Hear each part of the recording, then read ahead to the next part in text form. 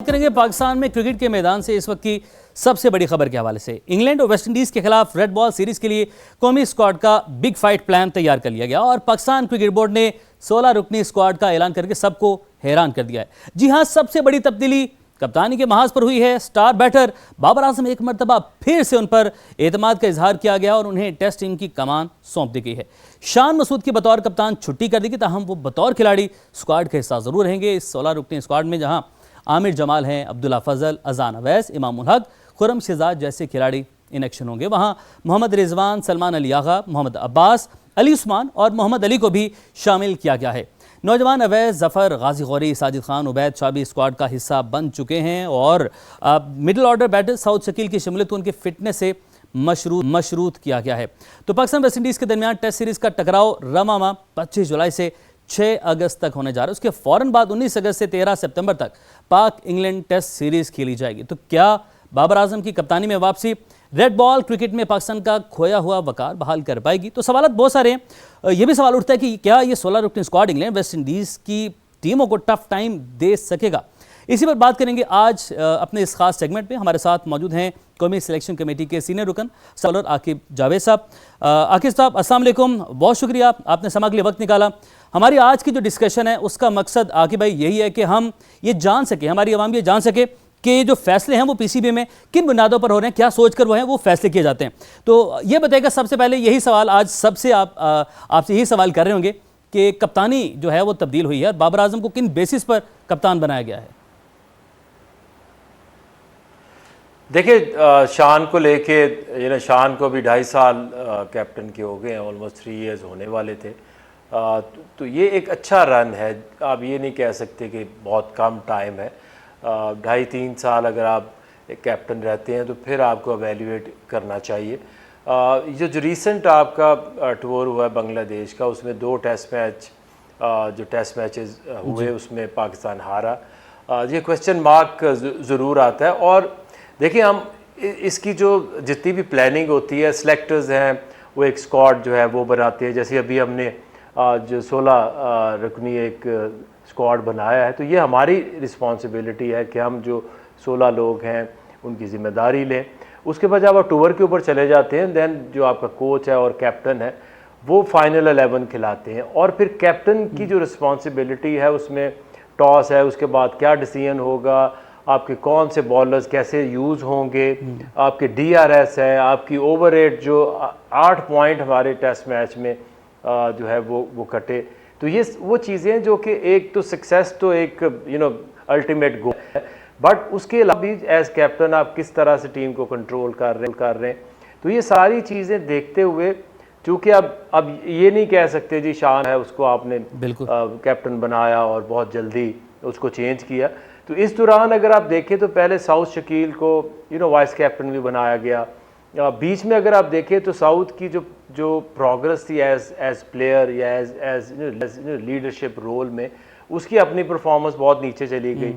अभी भी उसके थोड़ी सी फिटनेस के मसाइल हैं। तो इसलिए जो अभी हमें लगा कि अभी ये बहुत ही इंपॉर्टेंट वेस्ट इंडीज़ के 2 टेस्ट मैच हैं, फिर इंग्लैंड की एक बहुत बड़ी सीरीज़ होती है, तो उसमें सारी ऑप्शंस सेलेक्टर्स ने डिस्कस की और यही हमने फ़ैसला किया कि बाबर आजम चूँकि टेस्ट मैचेस में वो अच्छी फॉर्म में भी नज़र आ रहे हैं, वहाँ भी उन्होंने रन्स किए हैं, बांग्लादेश में भी एक सीनियर प्लेयर है और उनकी जो एक गेम को लेके एक एक्सपीरियंस भी है और एक तजुर्बा है, उसको यूज़ किया जाए और उनको टेस्ट का कैप्टन बनाया जाए। लेकिन आकिब भाई, बाबर आजम के हवाले से जिस तरीके से शाहीन के हवाले से आपने जिक्र किया कि शाहीन जो हैं वो अभी जाके डोमेस्टिक खेलनी होगी शाहीन को और नसीम को भी, तो बाबर ने तो पिछले 4 साल से कोई डोमेस्टिक मैच नहीं खेला और इंटरनेशनल की उनकी परफॉर्मेंस की बात करें तो लोएस्ट एवरेज है और सबसे कम रन्स हैं, कोई सेंचुरी नहीं है और तकरीबन 28 से 29 की एवरेज के साथ वो उन्होंने अपने टेस्ट में इंटरनेशनल रन्स बनाए हैं। 785 रन पिछले 3 सालों में 29 इनिंग्स की अगर हम बात करें, तो क्या ये वाइज डिसीजन है बाबर को कप्तान बनाना इस मौके पर? और इस बैटिंग फॉर्म में जैसे कि आपने खुद जिक्र किया कि साउथ के ऊपर प्रेशर ऐड हुआ, तो इस बैटिंग फॉर्म में जब एक बैटर है, लेजेंड अच्छे हमारे बल्लेबाज हैं, वो अपनी फॉर्म में स्ट्रगल कर रहे हैं, लेकिन कप्तानी का बोझ जो है उसके उधर मजीद इजाफा नहीं करेगा? देखिए, जहाँ तक पहला आपका सवाल था कि शाहीन के लिए हम कह रहे हैं कि वो 4 इनिंग खेल रहे हैं और इसलिए टेस्ट में स्ट्रगल कर रहे हैं। देखिए जो फास्ट बॉलर है उसके लिए तो आप सरवाइव कर ही नहीं सकते, क्योंकि आपने जब T20 खेलते हैं तो आप 4 ओवर करते हैं, जब टेस्ट मैचेस में आते हैं तो आपको 2 इनिंग में एट टाइम मिला के 40 ओवर करने पड़ जाते हैं। सही। तो आपकी तो वो आप गुजार ही नहीं सकते उस एनर्जी के साथ। बैट्समैन यस डेफिनेटली, और इसी की बुनियाद पे हमने ये सेंट्रल कॉन्ट्रैक्ट का जो नया कॉन्सेप्ट है वो लेकर आए कि इन प्लेयर्स को एक तो हम इनके ऊपर छोड़ा था कि आप सीनियर प्लेयर्स हैं, आपको पता होना चाहिए, आपकी जिम्मेदारी है कि आप अपने आप को रेडी करें हर फॉर्मेट के लिए। बट हमने फील किया कि ये जो T20 लीग्स और T20 ज़्यादा हो रही है, इसके ऊपर बहुत सारा जो टैलेंट है हमारा ज़ाया हुआ। तो इसलिए आइंदा ये आपके लिए ज़रूरी है कि अगर आपने रेड बॉल खेलना है तो आपने ये रिटेनरशिप लेना है, कॉन्ट्रैक्ट लेना है, तो आपके मैचेस होना ज़रूरी है। बाबर की जहाँ तक बात है, देखें अगर आप पूरी अपनी टीम देखें, इसके अंदर बहुत बहुत कम हमारे ऐसे लोग हैं जिन्होंने आउटस्टैंडिंग परफॉर्मेंसेस दी हैं। इसी वजह से जो पिछला आपका टेस्ट चैम्पियनशिप थी वो आपने एंड में शुरू की। अभी भी अगर आप देखें तो बांग्लादेश से पाकिस्तान का 2-0 होना टेस्ट मैचेस में, बिल्कुल ये अनएक्सेप्टेबल है। और इसलिए अगर आप पूरी लाइन में अगर आप देखें तो किसी की भी आउटस्टैंडिंग परफॉर्मेंस नहीं आ रही। बिल्कुल। आगा ने पिछले साल 1.5 साल से अच्छी परफॉर्मेंस दी है, आगा को T20 का कैप्टन बनाया, और हमें ये लगता है कि कप्तानी का जो प्रेशर है, और आजकल आपको पता है कि ये जो हमारे ज़माने में एक चीज़ नहीं थी जो इनको फेस करनी पड़ती है, वो है आपका सोशल मीडिया प्रेशर।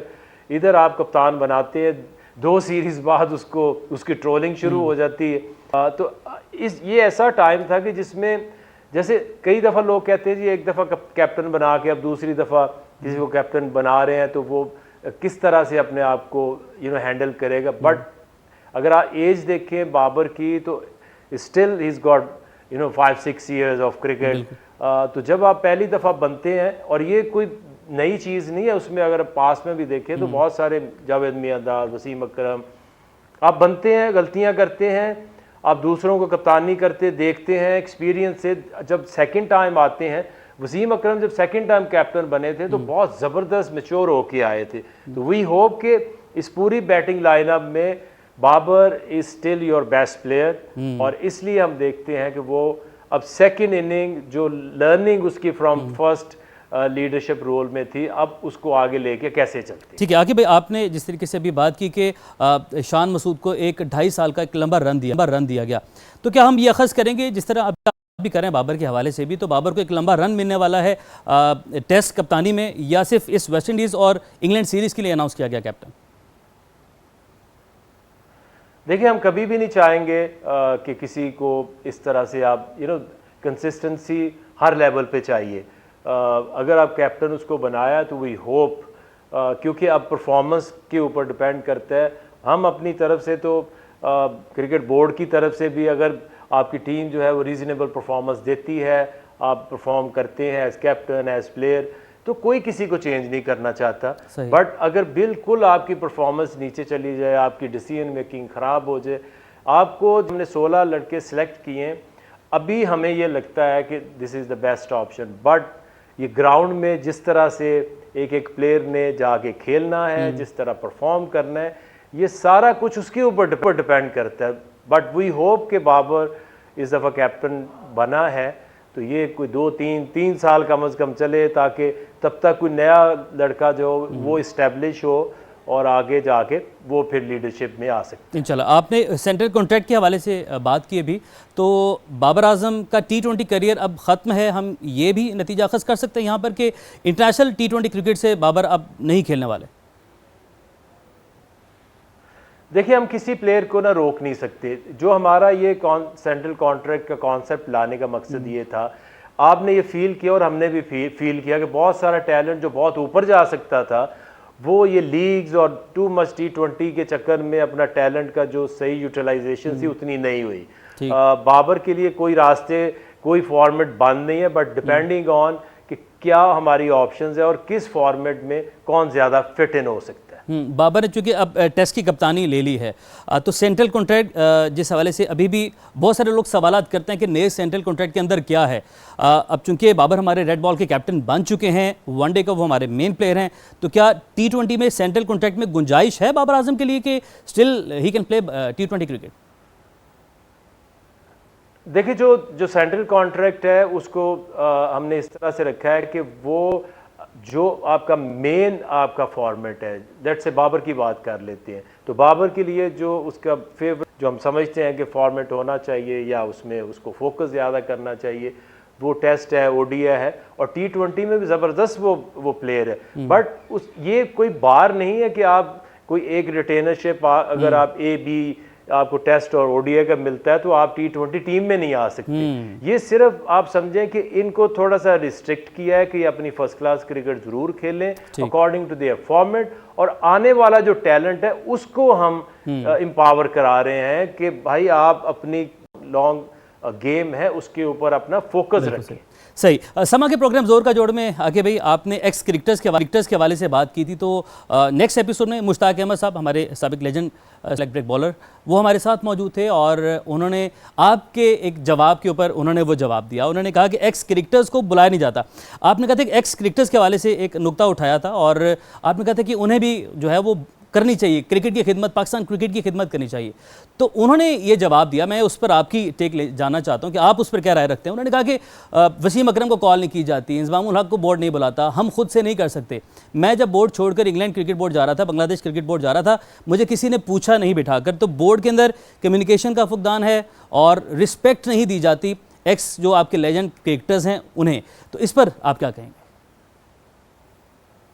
देखिए, मुश्ताक अहमद क्रिकेट बोर्ड के साथ थे और पिछले 12-13 साल से वो क्रिकेट के साथ उनका एक 100 डेज़ का पर ईयर कॉन्ट्रैक्ट है। ठीक। अभी जब मैं आया हूँ, जब अकेडमीज़ हमने शुरू है, तो मैंने मुश्ताक को बुलाया, मुश्ताक से मीटिंग की कि आप जो 100 डेज़ आपने पिछले इतने सालों से कॉन्ट्रैक्ट किया है, ये हमने सारी आपकी वर्किंग निकाली है, तो आपके तो हार्डली 23 डेज़ नहीं बन रहे, तो आप PCB को टाइम नहीं दे रहे। आप प्लीज़ अपने जो कॉन्ट्रैक्ट है उसको पूरा करें। तो फिर अभी इनका जो कॉन्ट्रैक्ट है रिन्यू नहीं हुआ, based on the number of days जो रिक्वायर्ड थे, उसका 80% जो टाइम था वो मिसिंग था। इंजमाम साहब हैं, वो भी 2 साल पहले तक, 3 साल पहले तक काफ़ी दफ़ा PCB में आ चुके हैं। जो मेरा कहने का मतलब था, ना वो किसी के ऊपर इल्ज़ाम लगाने की बात है, मेरा कहने का मतलब ये है कि टीवी के ऊपर आए, ज़रूर आए, आप एज क्रिकेट एक्सपर्ट आए, बट जो प्राइमरी जॉब है ना, जो आपकी असल में कोर वैल्यूज़ हैं, वो हैं कि अगर आपने जिस गेम ने आपको इज़्ज़त दी है, उसी तरह आप उस गेम को लेके यंगस्टर्स में जब तक उनको ग्रूम नहीं करेंगे, उनको सिखाएंगे नहीं, तो ये कोई ज़रूरी नहीं है कि आपके अगर 100-200 क्रिकेटर्स हैं तो सारे के सारे at the same time PCB में आएंगे।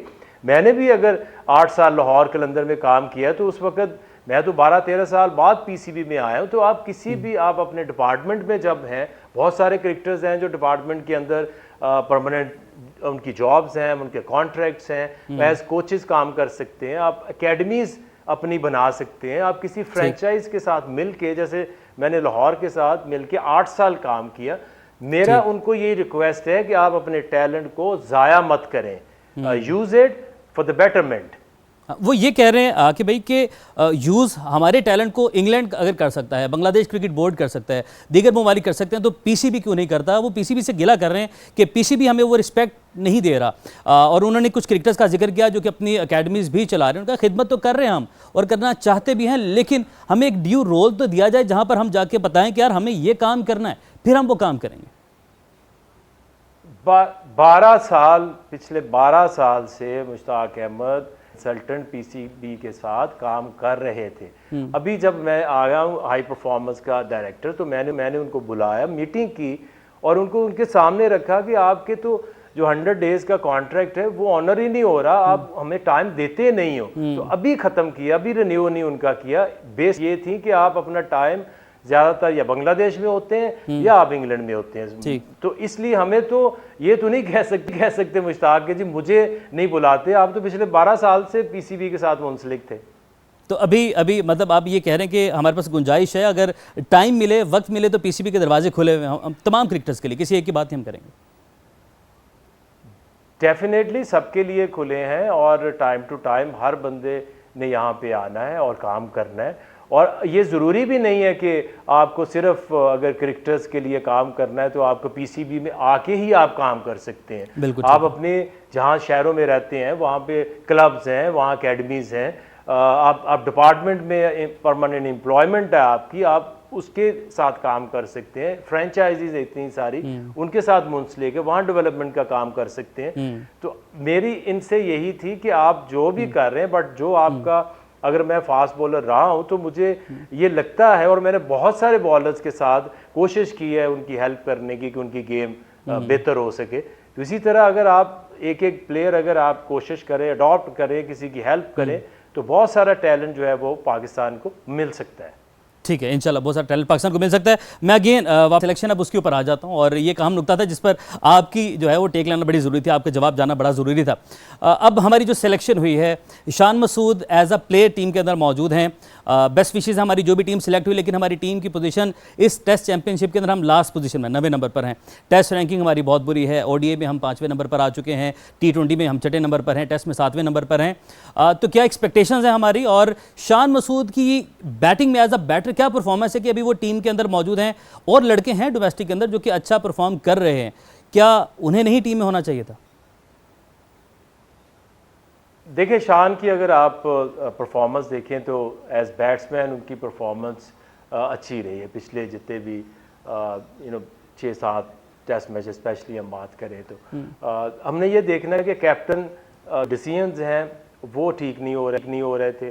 पाकिस्तान टीम बहुत क्लोज जा के, अगर आप इतने सारी सीरीज़ है, अगर आप सेंचुरियन का साउथ अफ्रीका का मैच देखें, आखिरी विकेट पे 70 रन हो गए।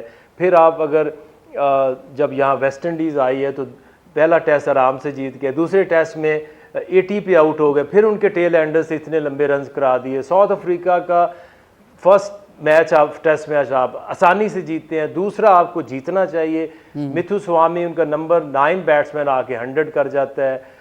अभी आप अगर देखें तो ये बांग्लादेश के अंदर भी तो टेल एंडर्स के जो विकटें हैं वो नहीं मिल रही, और जो प्लान्स हैं वो उस तरह काम नहीं कर रहे। सो आई थिंक एज कैप्टन आपके जो रिसोर्सेज हैं उसका इस्तेमाल करना एक डिफरेंट चीज़ है। जो अपनी गेम, अगर आपकी परफॉर्मेंस अभी ठीक जा रही है एज बैट्समैन, तो आप उसको कभी भी उसकी परफॉर्मेंस को ऑनर करेंगे और उसको मौका देंगे। अभी अब्दुल्ला फजल और अजान ओवैस, ये अभी यंग बच्चे हैं जो अभी 2-2 टेस्ट मैच खेले हैं, और भी अगर आप देखें तो अवैस है लड़का, उसको हमने डाला है डोमेस्टिक में, उसने परफॉर्मेंस दी है। उबैद है यंग 20 ईयर्स ओल्ड, उसको डाला है। देखिए, एक पेस बॉलिंग के हवाले से तो उबैद को तो हमने इसलिए डाला है कि उसकी पूरा जो कैंप लगा है इसके अंदर 140 प्लस उसने बॉलिंग। सो हम जो पेस का जो हमें नज़र आया कि बहुत ज़्यादा वहाँ पे ड्रॉप हुई थी बांग्लादेश के अंदर, इसलिए ये जेन में रखा है कि कम से कम दो ऐसे बॉलर, 2-3 बॉलर ऐसे होंगे जो कम से कम 140 टच करें, जो अगली टीम के ऊपर प्रेशर डाल सके। बिल्कुल। आकिब भाई, ये बस आखिर में आपसे एक सवाल है, थोड़ा सा लंबा सवाल होगा।